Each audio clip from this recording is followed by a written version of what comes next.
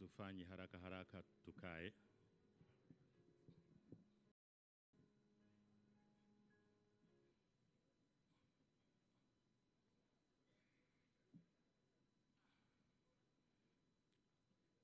For those who are going to use translation gadgets, channel number 1, English. English channel number 1.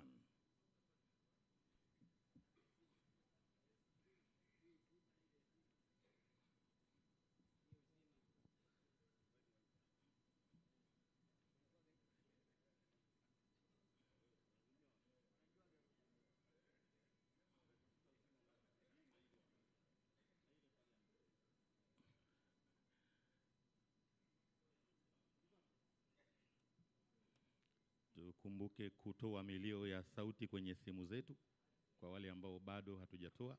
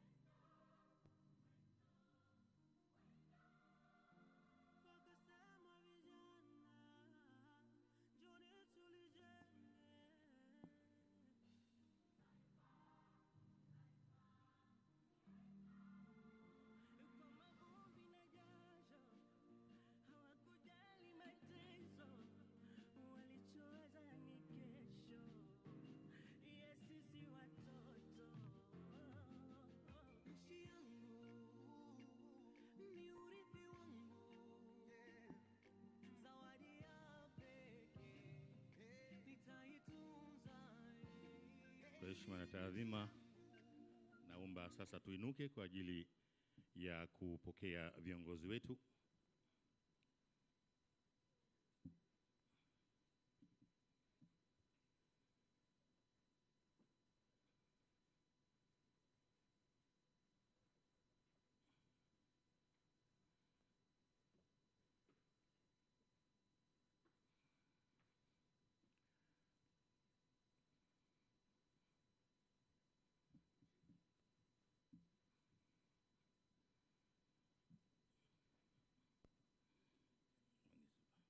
Naomba tukae. Mheshimiwa Dr. Samia Suluhu Hassan, Rais wa Jamhuri ya Muungano wa Tanzania, Mheshimiwa Dr. Nemtumbo Nandi-Ndaitwa, Rais wa Jamhuri ya Namibia, Waheshimiwa mawaziri Jamhuri ya Muungano wa Tanzania, Waheshimiwa mawaziri wa Jamhuri ya Namibia, viongozi wote mliopo, ndugu wanahabari. Mheshimiwa Rais wa Jamhuri ya Muungano wa Tanzania, kwa heshima na taadhima, naomba sasa nikukaribishe uweze kuzungumza na waandishi wa habari. Karibu Mheshimiwa Rais.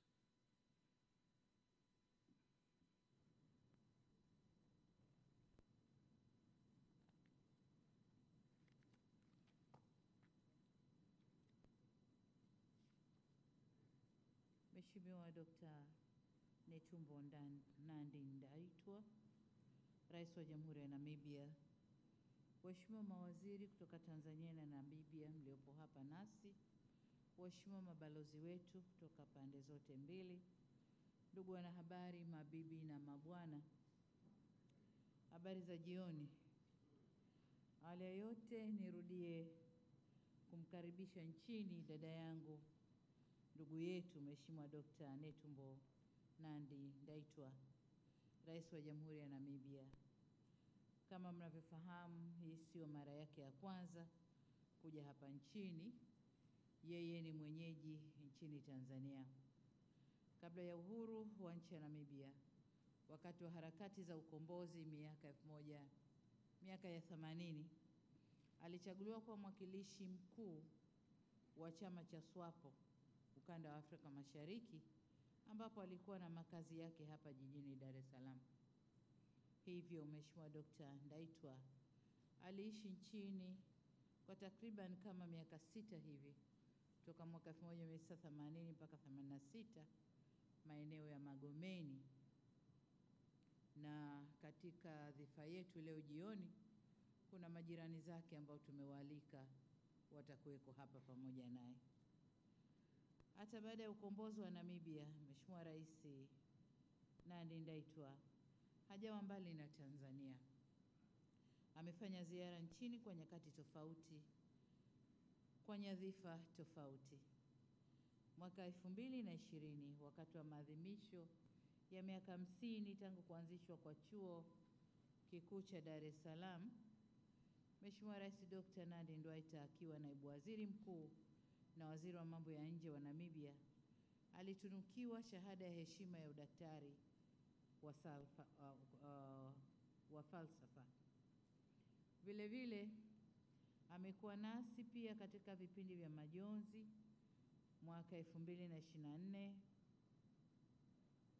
kama makamu wa rais wa Namibia alishiriki katika mazishi ya mzee wetu hayati Mzee Ali Hassan Mwinyi, rais wa pili wa Jamhuri ya Muungano wa Tanzania, kiongozi ambaye alibahatika kufanya naye kazi akiwa kama mwakilishi wa SWAPO hapa Tanzania. Ziara ya leo ni ya kipekee sana, kwani hii ni ya kwanza nchini tangu Mheshimiwa Ndaitwa achaguliwe na kuapishwa kuwa rais wa Jamhuri ya Namibia mwezi Machi mwaka huu. Hivyo Mheshimiwa Rais na dada yangu, karibu sana nchini Tanzania na ujisikie upo nyumbani, karibu kwenu. Ndugu wanahabari, kwa namna ya kipekee, kwa niaba ya serikali ya Jamhuri ya Muungano wa Tanzania na Watanzania wote, nimerudia kumpongeza Rais Ndaitwa kwa kuchaguliwa kuwa rais wa awamu ya 5 wa Namibia. Mheshimiwa Rais ameandika historia kwa kuwa rais wa kwanza mwanamke wa Jamhuri ya Namibia na mwenyekiti wa kwanza mwanamke wa SWAPO tangu kuanzishwa kwa chama hicho mwaka 1960. Tunamtakia heri na baraka katika utekelezaji wa majukumu yake mapya ya urais. Hapa nataka niseme jambo kidogo kwamba safari ya dada yangu Mheshimiwa Rais Nandi-Ndaitwa na safari yangu katika kufikia urais karibu zinafanana. Mwaka 1995 sote tulikuwa Beijing kwenye mkutano wa kutetea haki za wanawake. Mheshimiwa Rais akiwa rapporteur na mimi nikiwa ofisa wa kawaida niye kwenda kuzungumza na kusikiliza mambo ya utetezi wa haki za wanawake. Lakini kuanzia miaka ya 2005 mpaka 2010, somewhere hapo, wote tulikuwa mawaziri wa utalii. Nakumbuka tulikutana na dada yangu Nandi-Ndaitwa kule Netherlands kwenye mkutano mkuu wa utalii, lakini kila mmoja hamjui mwenziwe. Kuna picha za kumbukumbu zinaonesha, in some pictures anaonekana yuko pale na delegation kutoka Tanzania. Lakini pia katika safari zetu Mheshimiwa Nandi-Ndaitwa amekuwa makamu wa rais kabla kuwa rais, na mimi pia nilikuwa makamu wa rais kabla kuwa rais. Lakini sote wawili tumekuwa wenye viti wa vyama vyetu wa kwanza wanawake toka vyama vyetu kuundwa. Kwa hiyo nimekutana na mtu ambaye nafanana naye sana kwenye safari yetu ya maisha hadi hapa tulipofika. Nimwombe Mwenyezi Mungu atupe umri mrefu, tuendelee kulitumikia bara letu Afrika, lakini na nchi zetu pia. Lakini ndugu waandishi wa habari, katika mazungumzo yetu nimemshukuru tena Mheshimiwa Rais kwa kunipa heshima ya kushiriki na kuhutubia katika hafla ya kuapishwa kwake iliyoambatana na maadhimisho ya miaka 35 ya uhuru wa Jamhuri ya Namibia mwezi Machi mwaka huu. Ni ishara nyingine ya dhamira yake ya dhati ya kukuza uhusiano baina ya nchi zetu mbili. Katika maeneo ya ushirikiano, ndugu wanahabari, muda mfupi uliopita tumefanya mazungumzo na Mheshimiwa Rais na timu yake. Nilimweleza furaha yangu kwa tuna uhusiano mzuri na wa muda mrefu na wa kihistoria ulioanzishwa na waasisi wa mataifa yetu mawili, hayati baba wa taifa Mwalimu Julius Kambarage Nyerere, lakini kwa upande wa Namibia hayati baba wa taifa Dr. Sam Nujoma. Uhusiano huu umeendelea kuimarika siku hadi siku na hadi tulivyofikia hapa leo. Katika mazungumzo yetu sote kwa pamoja tumeeleza dhamira ya kuenzi, kuendeleza na kukuza uhusiano huu uliopo. Hali kadhalika, kwenye mazungumzo yetu leo tumebaini kuwa pamoja na uhusiano mzuri wa kihistoria uliopo baina ya nchi zetu, ushirikiano wa kiuchumi kati ya Tanzania na Namibia bado ni mdogo na unahitaji kukuzwa. Licha ya kiwango cha biashara kati ya Namibia na Tanzania kupanda kutoka shilingi bilioni 17 hadi kufikia shilingi bilioni 20 kati ya mwaka 2019 na 2023, bado kuna fursa nyingi za kufanya vizuri zaidi. Kwa hiyo katika mazungumzo yetu tuliziangazia hizo fursa ambazo tunaweza kuzitumia na kukuza mahusiano ya kiuchumi baina ya nchi yetu. Tunafahamu kwamba kuna wafanyabiashara wachache ambao wanafanya biashara Namibia. Vile vile kuna wafanyabiashara wachache, wawekezaji wachache ambao wamewekeza ndani ya Tanzania. Kwa hiyo tumekubaliana kuangazia eneo hilo. Lakini vile vile nimetoa wito na kuwaalika wafanyabiashara na wawekezaji kutoka Namibia kushiriki katika maonesho ya biashara ya kimataifa ya Sabasaba mwaka huu ili waje kuzungumza na wenzao na waone vipi wataanza ushirikiano na ni maeneo gani wanaweza wakashirikiana. Aidha, mamlaka husika za uwekezaji zinapaswa kuendelea kuratibu makongamano ya biashara na uwekezaji kati ya Tanzania na Namibia ili kuhamasisha matumizi ya fursa za kikanda katika soko huru la SADC na soko huru la Afrika. Kwa upande wetu Tanzania tumependekeza kuangalia maeneo ya ushirikiano katika maeneo ya uongezaji wa thamani za mifugo, uvuvi, lakini pia katika sekta ya utalii ni maeneo ambayo tunaweza tukashirikiana vizuri. Lakini kubwa, tumeomba kujifunza kutoka wao hasa kwenye sekta ya mifugo, sababu Namibia ni wauzaji wazuri wa nyama ulimwenguni. Kwa hiyo tumeomba kujifunza kutoka wao. Katika sekta ya gesi na mafuta na kwenyewe tumezungumza ushirikiano, sababu nchi zetu zote mbili ni nchi zenye gesi nyingi na wenzetu Namibia wameanza kuona mafuta. Kwa hiyo hilo pia ni eneo jingine mashirika yetu yanayoshughulika na gesi na mafuta yaweze kushirikiana na tuone jinsi tunavyoweza kufanya kazi kwa pamoja. Eneo jingine tulilozungumza ni uchumi wa buluu. Hakika sekta hii ina utajiri mkubwa katika kukuza uchumi ili kukabiliana na changamoto ya ukosefu wa ajira. Namibia ni moja ya nchi ya mfano barani Afrika inayoelezwa kuwa na matumizi bora ya utawala wa rasilimali za bahari, best practice in the utilization and governance of ocean resources. Hivyo nimemweleza Mheshimiwa Rais Nandi-Ndaitwa kwa Tanzania ingependa kupata uzoefu kutoka Namibia katika eneo hilo la matumizi endelevu ya rasilimali za baharini. Lakini kwa upande mwingine tumezungumzia masuala ya utamaduni, na kama mnavyofahamu lugha ni kiungo muhimu sana cha watu. Lugha zinaunganisha watu vizuri, na tulikumbushana kwamba tulitumia Kiswahili wakati wa mapambano ya kutafuta uhuru. Sasa tuendelee kutumia Kiswahili kuunganisha watu wetu katika kuleta uhuru wa uchumi au maendeleo ya kiuchumi. Lakini linalotutia moyo ni kwamba kule Namibia, chuo kikuu huria cha Tanzania na chuo kimoja pale Namibia wamekubaliana kuanza chuo kinaitwa chuo cha Triumphant cha Namibia. Tumekubaliana kuanza kufundisha Kiswahili kupitia chuo hicho.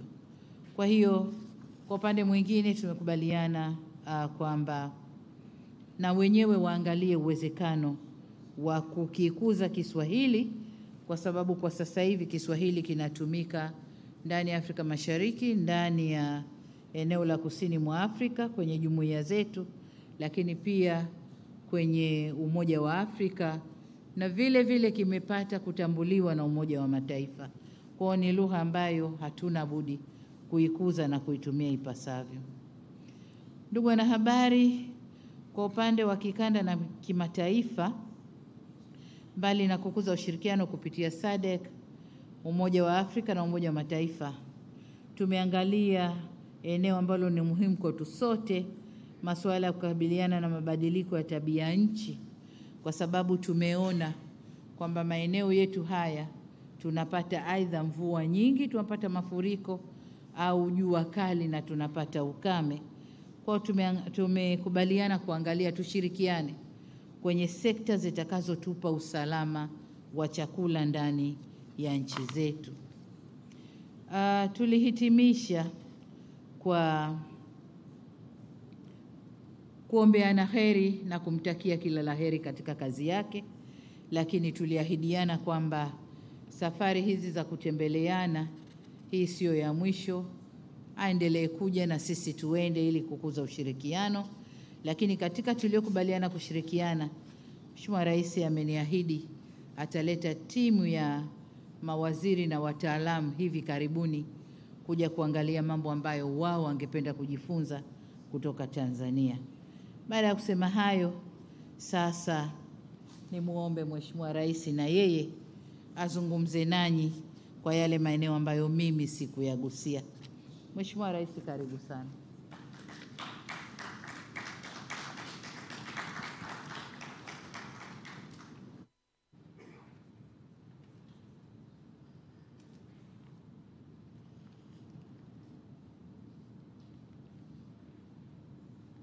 Asante sana. Ndugu Rais, for the floor. President Samia Suluhu Hassan has clearly summarized our discussions.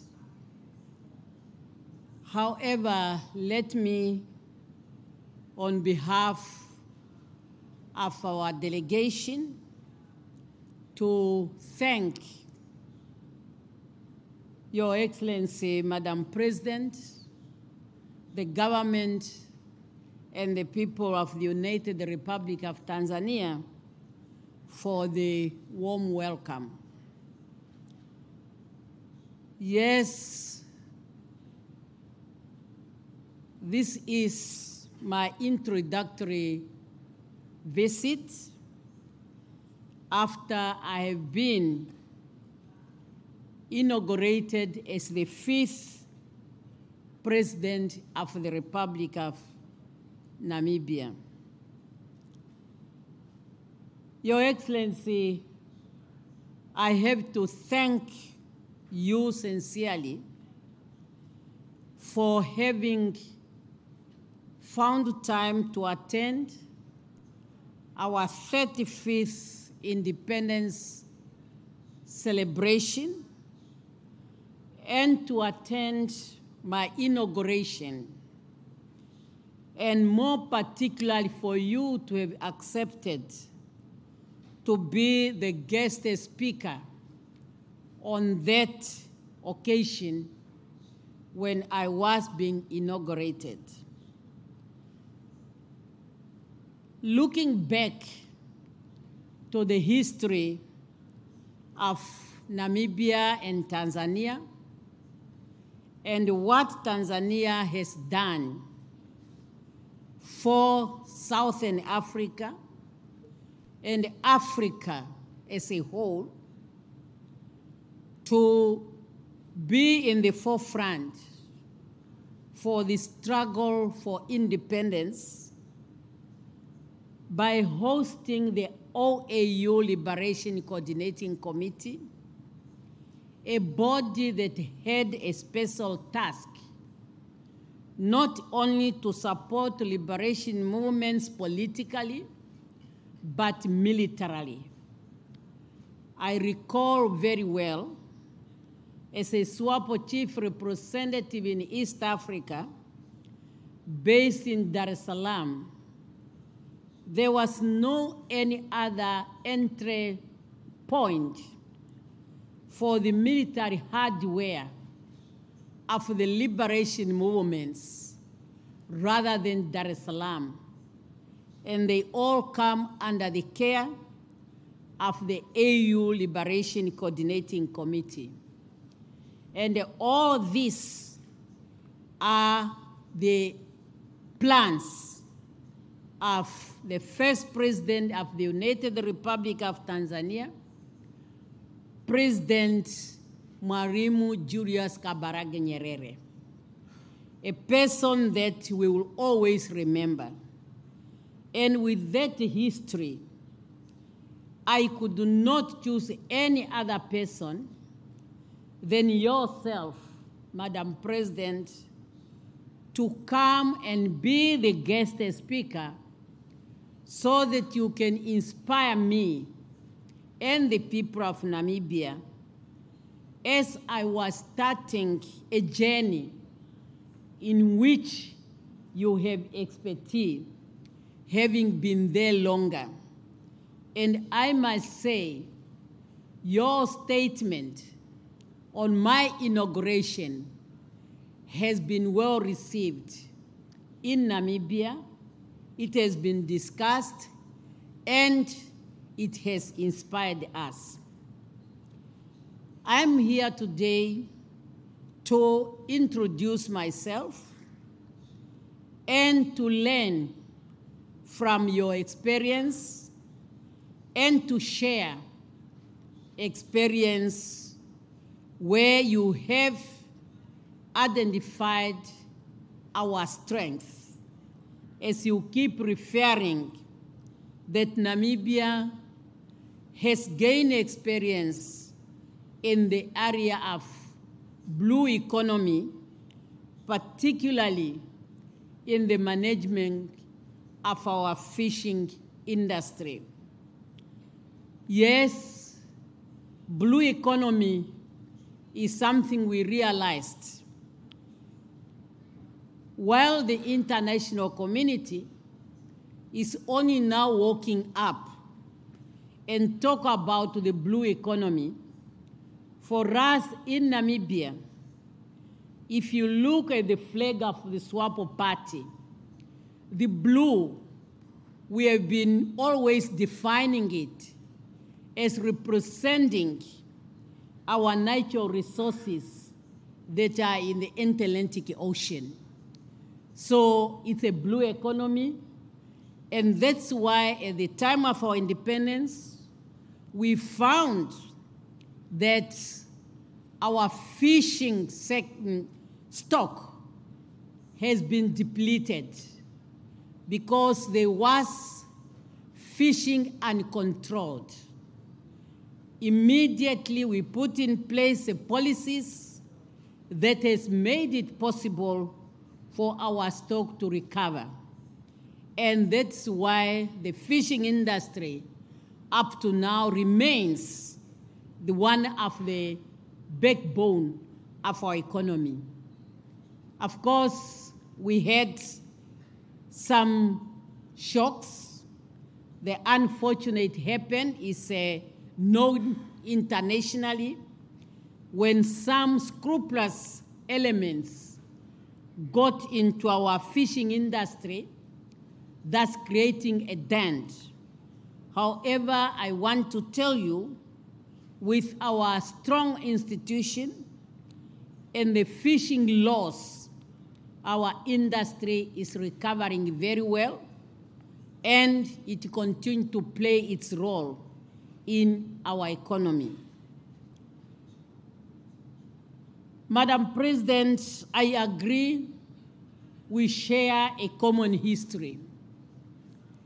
We share a common history that made us to be where we are today in this world which is dominated by men, unfortunately. But that's the reality of the situation, and we never felt threatened at all. We remain focused, and we will continue to remain focused, because the interest is, what do we do for our people, for our citizens? Yes, we had very good discussions where we have identified the areas of cooperation, and all of them can be summarized in one word or two, that they are aimed to create employment in our respective countries, particularly to our young people who deserve nothing but the best from us.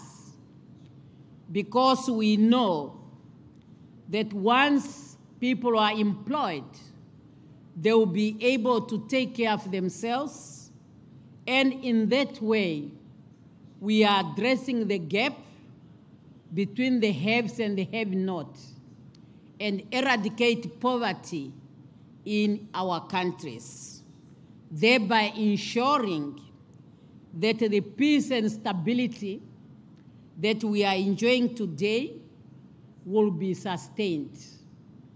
And that's why the areas that we identified are areas that can drive our economies. Agriculture is top in the agenda, as it's good for job creation and for food security.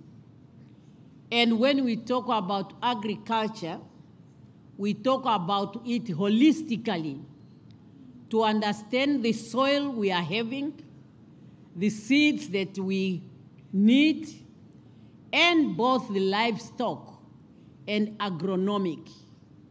And then we'll be able to comfortably talk about agro-processing, which is very important in the growth of our economy. We talk about mining of value addition. We cannot continue as a country and continent whereby we send our resources to be processed in other countries, which means we are importing jobs of our young people. And that's why value addition and value chain are the things that we have to look seriously, particularly that we produce more or less the same goods. For example, both Namibia and Tanzania are known as cattle countries. You have a lot of cattle here, and we also have ours. We can discuss and see how we can have value chain in those sectors where we are producing the same. If other continents have done it, why Africa cannot do so? We always also agree to share information on ensuring energy, because in the SADC region, there is energy deficit. And we agree to look at all the mixed energy which is available, the well-known conventional energy, the renewable energy, and of course, both of our countries are producers of uranium. Namibia in particular, we are third uranium producers in the world. And there's no reason why we cannot talk about nuclear energy.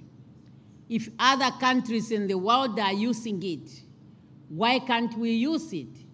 It's reliable and it's more strong and will enable us to have enough energy in our region.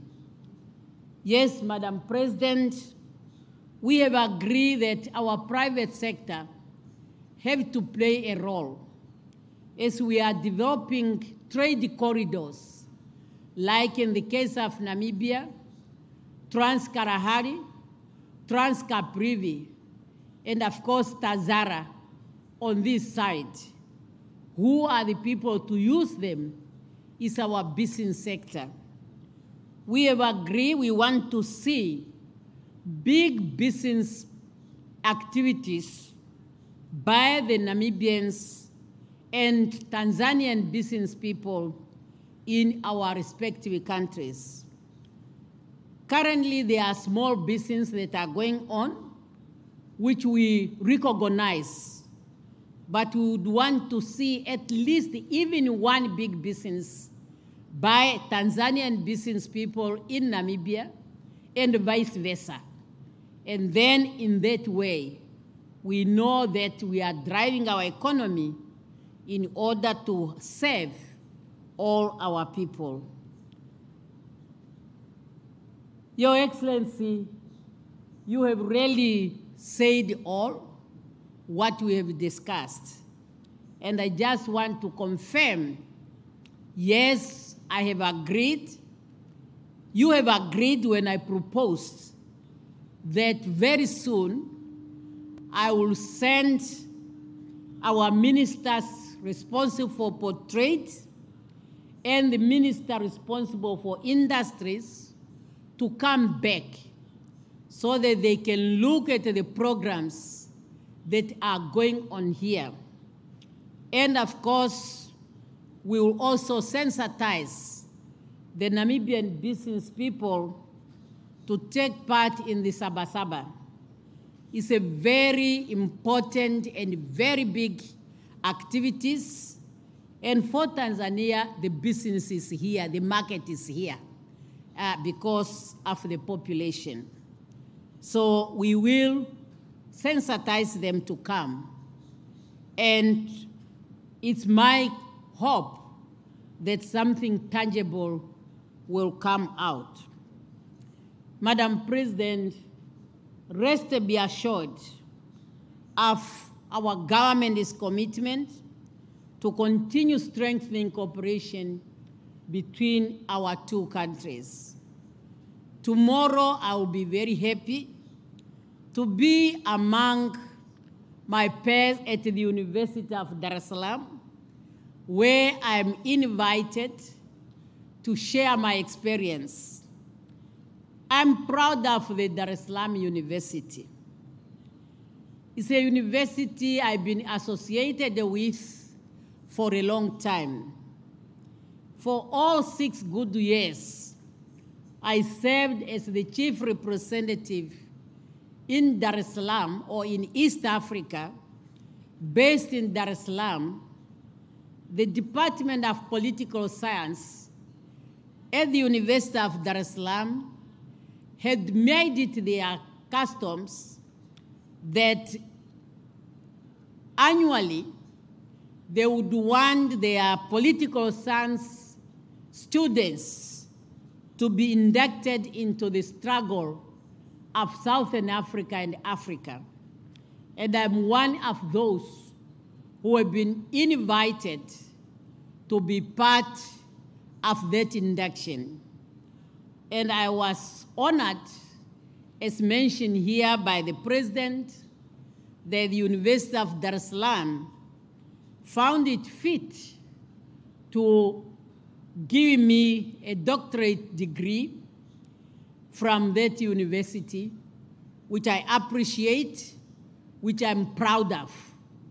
And tomorrow, I'll be very happy to share with the students who are there of my experience, and also to understand their inspirations and what they are yearning to do moving forward.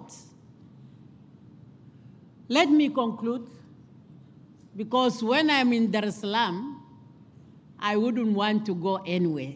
And this is not a joke. It's a place that is so closer to my heart. It's a place where I was shaped politically, and it's a place I appreciate. My Swahili was good, but remember, over 35 years, not really mingling with the Swahili speaking, you can see the damage it has been made. But now that the Trump University are coordinating by advocating and promoting Swahili in Namibia, in my busy schedule, I might find the time to polish up my Swahili, even if it means maybe getting a tutor who can come to the office just for me to recall my Swahili. Sasa nasema kwa wananchi wa Tanzania, nafurahi sana kwa fika hapa Dar es Salaam. Nyumba yangu mikala miaka 6, na wanu wa Tanzania wetukaribisha sana. Twafanya kazi yetu, hakuna matatizo, tuliko kama wandu wa mamaumu. Asanteni sana. Next time it will be better. Asante, tunawashukuru sana viongozi wetu. Asante sana, tunawashukuru viongozi wetu. Na sasa Mheshimiwa Rais wa Jamhuri ya Muungano wa Tanzania, kwa heshima na taadhima, naomba uongozane na mgeni wetu Mheshimiwa Rais wa Jamhuri ya Namibia kuelekea katika dhifa maalum ambayo umeiandaa kwa heshima ya mgeni wetu Mheshimiwa Rais wa Namibia. Asanteni sana.